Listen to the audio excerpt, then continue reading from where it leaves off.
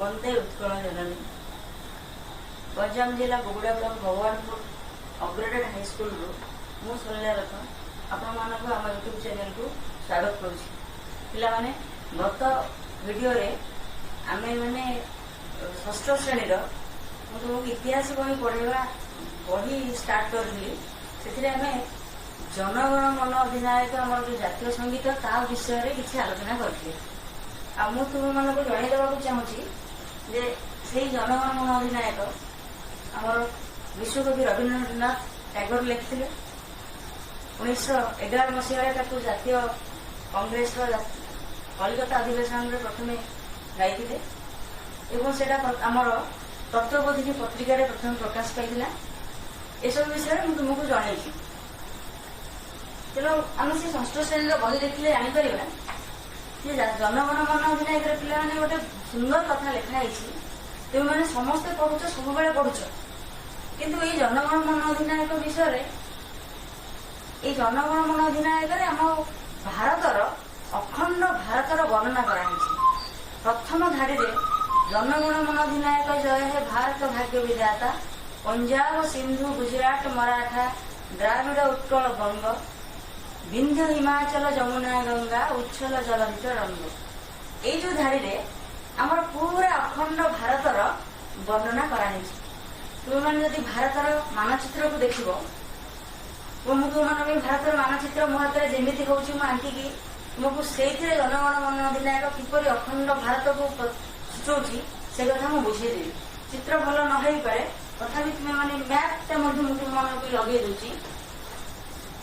चित्र करके देखे दूची।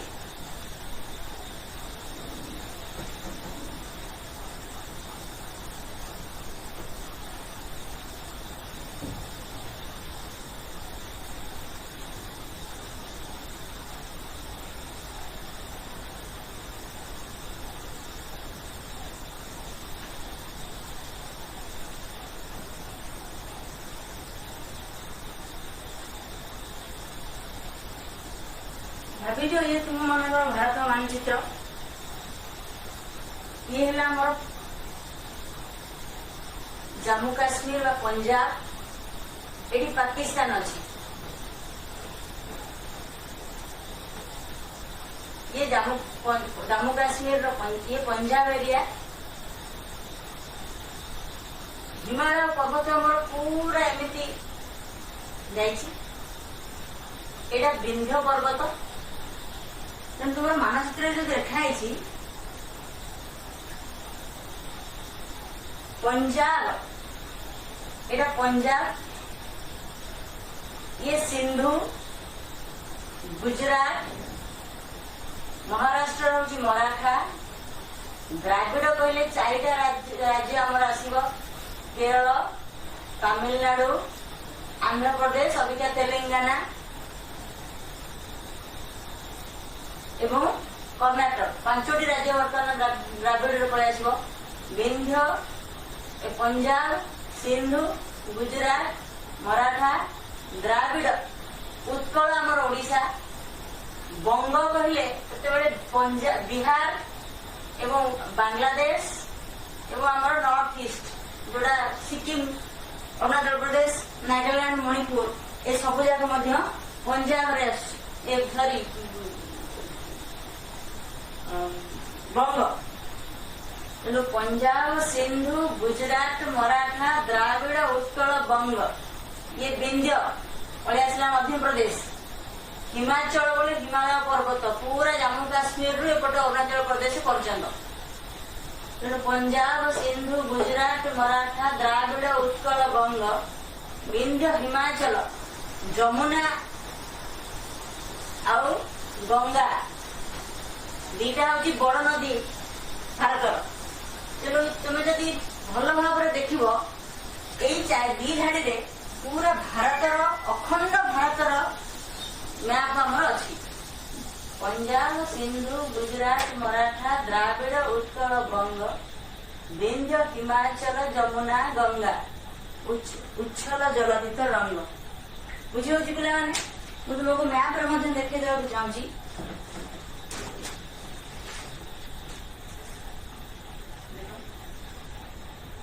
एठी हमर पंजाब रहिला पाकिस्तान पाखे, ये सिंधु प्रदेश, गुजरात, महाराष्ट्र हूँ मराठा, द्राविड़ हूँ कर्णाटक, तमिलनाडु, केरल, आंध्र प्रदेश और तेलंगाना मिसिक हूँ द्राविड़। पंजाब, सिंधु, गुजरात, मराठा, द्राविड़, उत्कल बोले ओडिशा, बंग कहले वेस्ट बेंगल, बिहार सेतेबेलर बांग्लादेश एवं आमर नॉर्थ ईस्ट अरुणाचल प्रदेश, आसाम, मेघालय, त्रिपुरा, मणिपुर, नागालैंड ये सब पड़े आसब आमर बंगला। तेणु या देखिले जना पड़ जाऊँगी जे सेतेबेले जो गीत ये जातीय संगीत को स्थिर कराई जातीय संगीत भाव ग्रहण करने से अखंड भारतर सूचना था से जातीय संगीत हिसाब से ग्रहण कर ये किसी छोटिया कथा नुह। ए जातीय संगीत आम ये मन रखा जातीय संगीत को अखंड भारतर सूचना अच्छी तुम को किए कहू कि न कहू तुम मैंने गीतटा को पढ़िले जानीदेव जे पूरा बॉर्डर को टच करी भारतर पूरा समग्र भारतर चारि पार्श्व को धरिकी आमर जनगण मन अधिनायकटा लेखाई। बहिर परवर्ती पृष्ठ सूचीपत्र अच्छी सूचीपत्र अच्छी तुम्हें माने ए विषय कौन कौन पढ़ से विषय सूचीपत्र लिखाई एवं तार परवर्ती पृष्ठ आम भारतर संविधान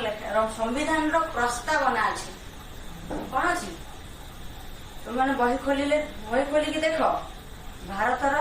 संविधान और संविधान प्रस्तावना जोटा हिंदी रे हमर उद्देशिका बोली कहती इंग्लिश रे प्रियम्बुल बोली कहती से प्रस्तावना टी अच्छी। ये प्रस्तावना किसी पिला माने छोटिया कथा नुह। ये प्रस्तावना मध्य आमे माने जेमिति आमर प्रार्थना मन रखुचे, भजन मन रखुचे, गीत मन रखुचे एवं आम जातीय संगीत मन रखुचे। तेणु प्रत्येक छात्र छात्री एवं शिक्षक ये भारतर प्रस्तावना मुहरे मुहरे मन रखा उचित। एबे तो बयस आमर अधिक हो मन रखी होनी किंतु जिते आम छोट थिलु सेते हिंदी और इंग्लिश रे थिला आम मन रखिलु और हिंदी इंग्लिश रे आम सार मैंने आमको कहते जे तुम्हें प्रस्तावना जिते शीघ्र मन रखिब और जिते भल भाव मन रखिब बुझिब एइथुरु ही तुम्हें बड़ हेले तुम मान बहुत क्वेश्चन आसीबो। खाली से प्रस्तावना ये पढ़ा जे प्रस्तावना रे जो आम कॉम्पिटिटिव एग्जाम दबा से प्रस्तावना देखीदे से प्रस्तावना पे बहुत क्वेश्चन आम परीक्षा से क्वेश्चन रे फेस करूँ तुम मान बर्तमान ओडिया लिखाई कौन लिखाई ना आमे भारतवासी भारत को एक सार्वभौम समाजवादी धर्मनिरपेक्ष गणतांत्रिक साधारणतंत्र रूपे गठन करने दृढ़ संकल्प नहीं और एहार नागरिक को सामाजिक अर्थनैतिक और राजनैतिक न्याय पे यार प्रत्येक धाड़ी रे प्रत्येक अक्षर गुरुत्वपूर्ण आपको आम जहाँ चाहिए पढ़देले हेनी ऊपर दी धाड़ी तलू दी धाड़ी पढ़देले आम प्रस्तावना हो गलानी। तेना आमको ए प्रस्तावनार प्रत्येक धाड़ीर प्रत्येक अक्षर आम गुरुत्वपूर्ण जब ये 5टी शब्द जो अच्छी प्रथम देखा सार्वभौम्य समाजवाद धर्मनिरपेक्ष गणतांत्रिक साधारणतंत्र ये 5टी शब्द बुझा कष्ट तुम मैंने छोट पिला एत डिटेल भर को बड़ क्लास रे पढ़ खाली टिके टिके मन रखा दरकार जे समाजवाद बोले समाज रे सब वर्गर लोक सब सुविधा केमिति पाइबे। धर्मनिरपेक्ष बोले कौन ना आम देश भारतर कौन निर्दिष्ट धर्म नहीं किंतु भारत सब धर्म को समान स्वीकृति समान गुरुत्व दिए। हिंदू मुसलमान सिख ख्रिस्टियान समस्ते सब धर्म को ग्रहण करें किंतु भारतर निर्दिष्ट कौन धर्म नहीं। गणतांत्रिक सार्वभौम्य बोले कौन आगे बुझा दरकार सार्वभौम्य बोले समप्रभुता अर्थात भारत तार आंतर्जातिक हो भारत भितर हो कि भारतर बाहर हो जेकोसी विषय जेकोसी समय निजर निष्पत्ति भारत नहीं पारे। कौन ना मन कर आमर गोटे राज्य आम आंध्र प्रदेश रु तेलंगाना को अलग करवा तो आम क्या पचार दरकार नहीं। आम भारत निजे निजे संप्रभु बा सार्वभौम से तार निज निष्पत्ति नहीं पारिबो बा राज्य मनकर आ गोटे राज्य को मिसई दे पारिबो तेणु निज कथा से निजे बुझी पारिबो एवं निज डिसीजन से निजे नहीं पारिबो एथि कौन बाहर कौन देशर सहायता विचार उपदेश नवा आवश्यक नहीं।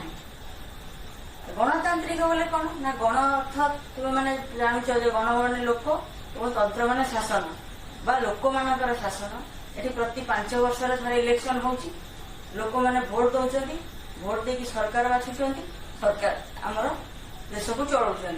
तेणु गणतंत्र बोले लोक मानकर शासन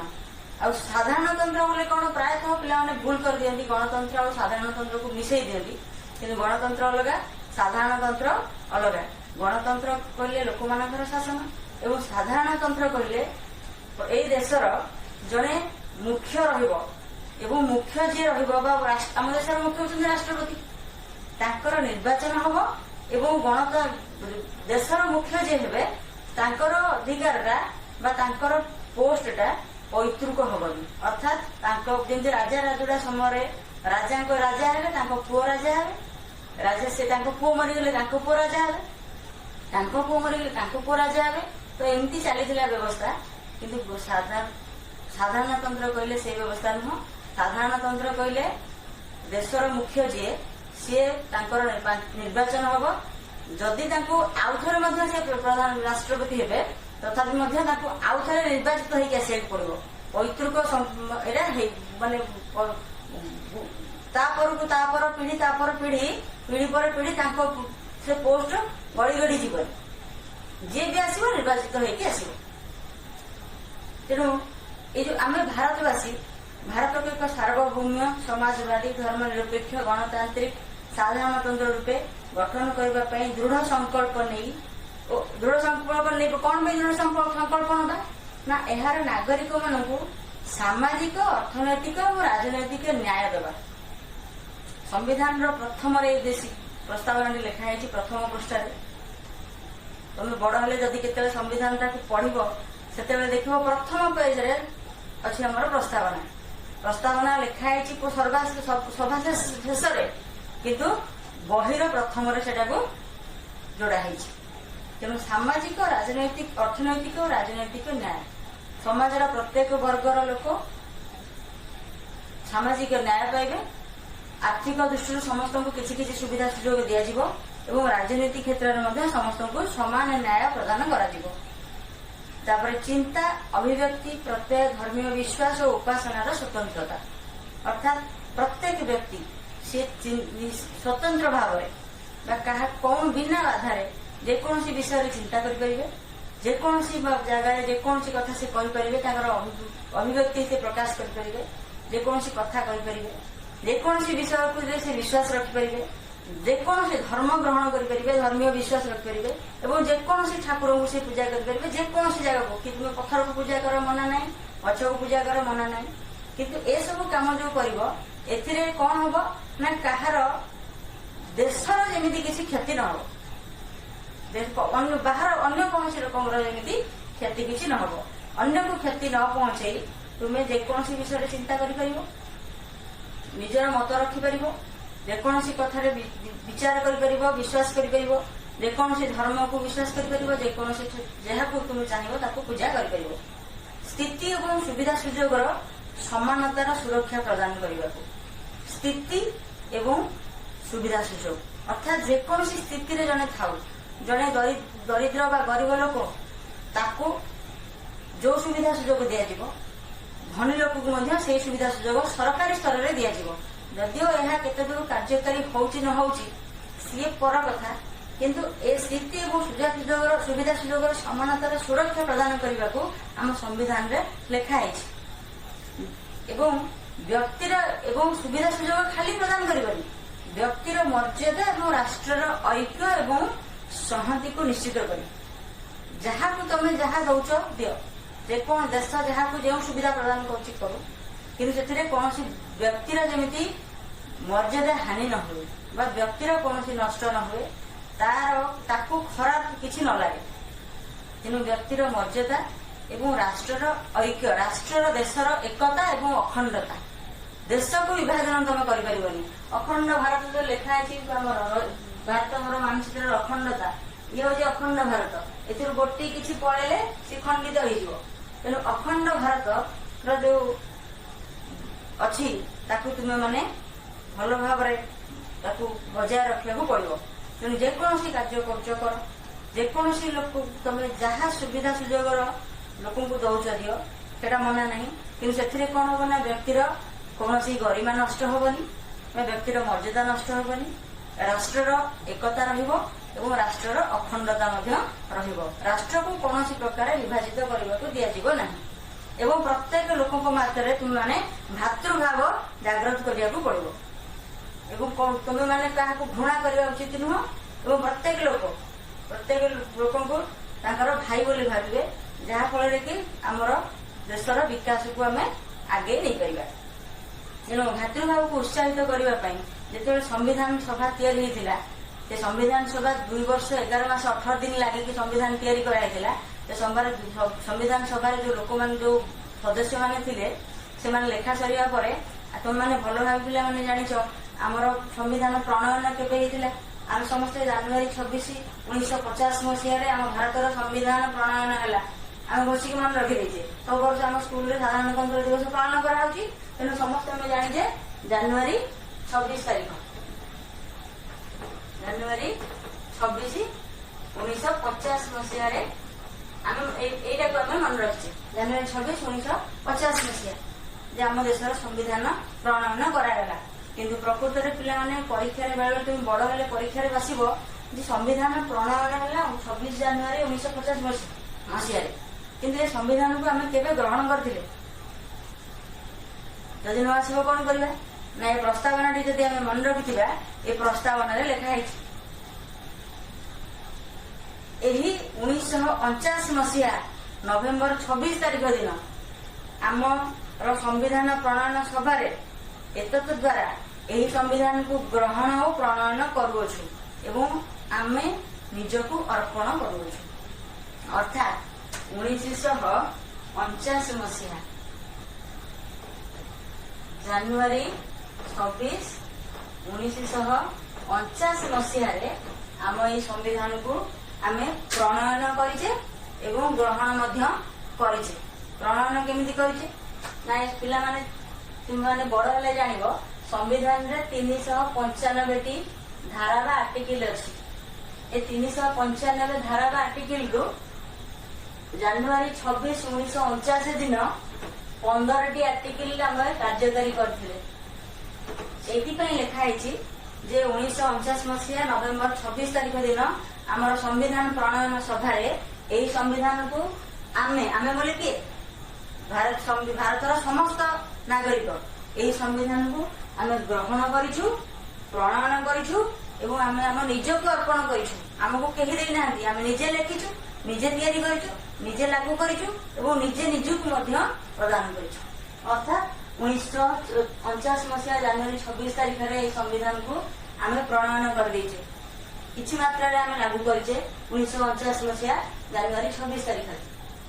किंतु भूल कहली जनवरी नवेम्बर 26 तारीख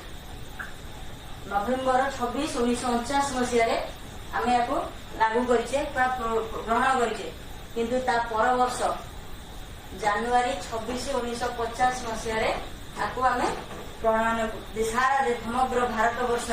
समस्त नागरिक आम प्रणयन कराई जोटा जनवरी 26 1950 किंतु संविधान को आम केवे ग्रहण करे ना नवेम्बर 26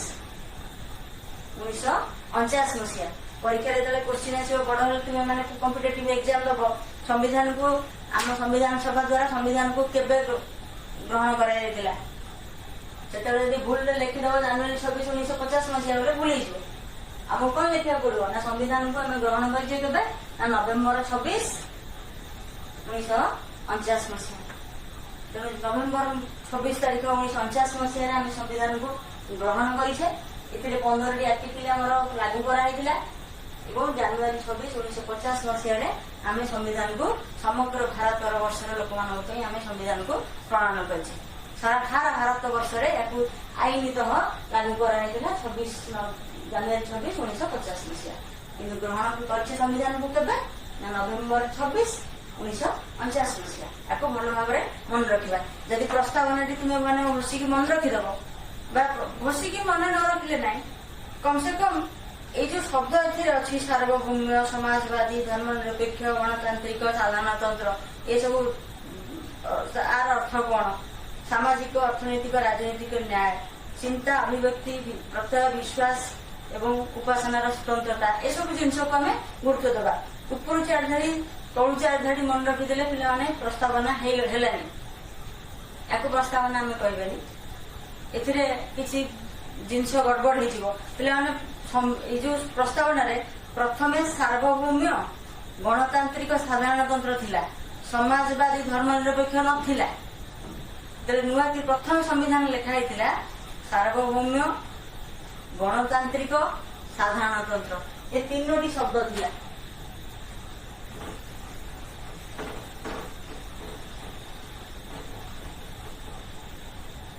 ସମାଜବାଦୀ, ଧର୍ମନିରପେକ୍ଷ ନଥିଲା।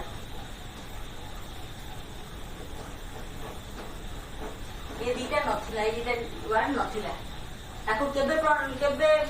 କରାଗଲା ନା 1976 ମସିହାରେ 42ତମ ସମ୍ବିଧାନ ସଂଶୋଧନ।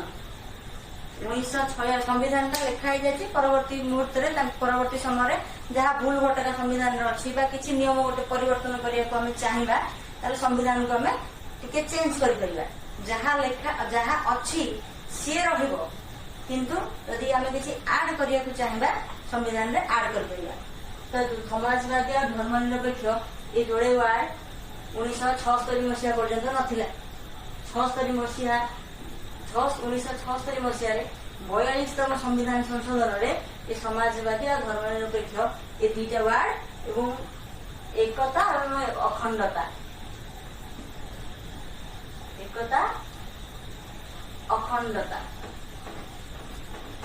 ଏ ଯୋଡିଏ ୱାର୍ଡ ମଧ୍ୟ ଯୋଡା ହେଇଛି ସମ୍ବିଧାନରେ। ତେଣୁ ତୁମେ ମାନେ ଭଲ ଭାବରେ ଏ ସମ୍ବିଧାନର ପ୍ରସ୍ତାବନାଟିକୁ ମନେ ରଖିବ ଏବଂ ଏ ପ୍ରସ୍ତାବନାଟାକୁ ବୁଝିବା ପାଇଁ ଚେଷ୍ଟା କରିବ। ଏହାର ପରବର୍ତ୍ତୀ କ୍ଲାସରେ ମୁଁ ତୁମମାନଙ୍କ ପାଇଁ